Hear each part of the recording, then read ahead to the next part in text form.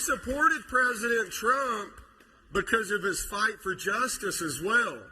And for 4 years, we cried, lock her up. If I was president, if I was in charge of the law, you'd be in jail. Okay, Mr. President, you were in charge of the law for 4 years. At the end of your 4-year time, the only ones that were locked up were men like me and others like me that had stood by the president the strongest. So this man joins a long list of people who finally realize that Donald Trump is a grifter after being thoroughly burned by Trump. In a hilarious turn of events, he's deeply upset that Donald Trump didn't lock up Hillary Clinton. And under Donald Trump's watch, there were a bunch of right-wingers who managed to find themselves in prison because of a litany of crimes and terrorist attacks that right-wingers have committed over the past 5 years.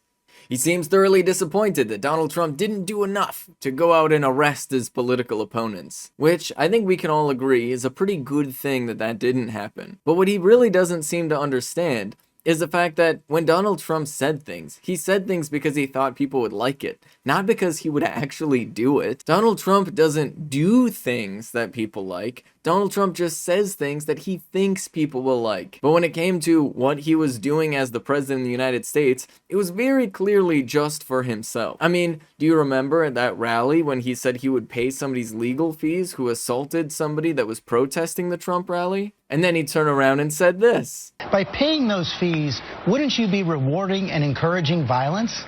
No, because I don't condone violence, and I didn't say I was going to pay for so you're not going to? fees.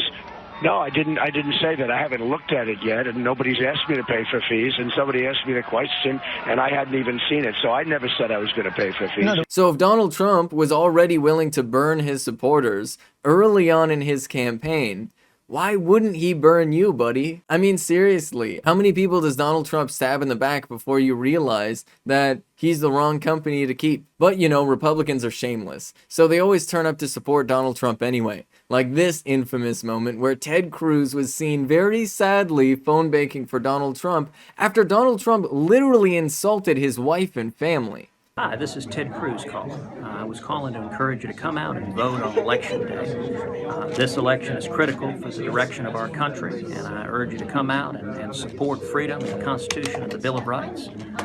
You can vote by absentee ballot, and if you need help getting an application for an absentee ballot, the Republican Party of Texas can help you with that. Or you can vote in person, but I just wanted to encourage you to come out and vote.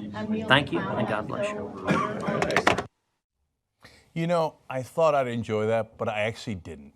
Upon rewatching it, that was the saddest video I have ever seen in my life. But this is what's to understand, is these Republicans are absolutely spineless. But the biggest concern and what we should all be alarmed about, this founder of Cowboys for Trump wants somebody in office who is willing to arrest their political opponents. And that's what should be alarming to you, because if these people look at Donald Trump and say, Donald Trump wasn't heavy-handed enough at throwing random people in jail, Donald Trump wasn't heavy-handed enough in terms of targeting political opponents with investigations and imprisonment, that is something that should be deeply alarming to you, because it shows that there's a hunger among a lot of Republican voters for explicit targeting of political opponents with imprisonment. Now, the United States has already been doing that, using the war on drugs as a pretense to go after black Americans and the anti-war left. That's been going on since the Richard Nixon administration.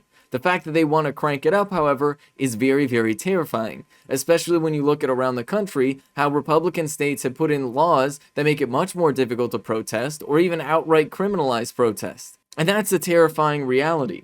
Because the truth is, with the Democrats failing to keep any type of political support right now, given their inability to pass any type of meaningful legislation, and they're allowing Kyrsten Sinema and Joe Manchin to define the entire conversation, it's putting us in a position where Republicans are probably going to win in 2022, and they might win in 2024. And if we get that reality, then what will the world look like when you have a Republican Party that has completely thrown away any pretense of democratic norms? They simply do not care. And this is what is absolutely terrifying. Not only should Joe Biden and the Democrats right now be actively pursuing any criminal charges they can against any elected official that has any connection to January 6th, but they should also be rolling out real meaningful legislation to actually improve people's lives and protect people's right to vote. So when it comes to 2022, the people that even have the ability to vote will actually be reflective of the public. Democrats should not be sitting on their hands right now, and they should all be sounding the alarm that these right-wingers have completely disconnected themselves from any pretense in believing in democracy or voting at all. All these Republicans want right now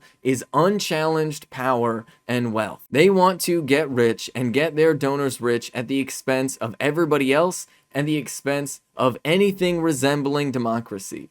This is the time for Democrats to actually step up and do what is necessary to ensure that the United States doesn't find itself with a fascist dictator in the next 6 years. This is Ben Carollo with Rebel Headquarters. You can catch my show Galaxy Brain on the Young Turks Twitch channel every Friday at 4 p.m. Eastern Time. You can follow me on Twitter if you want to stay up to date with my content.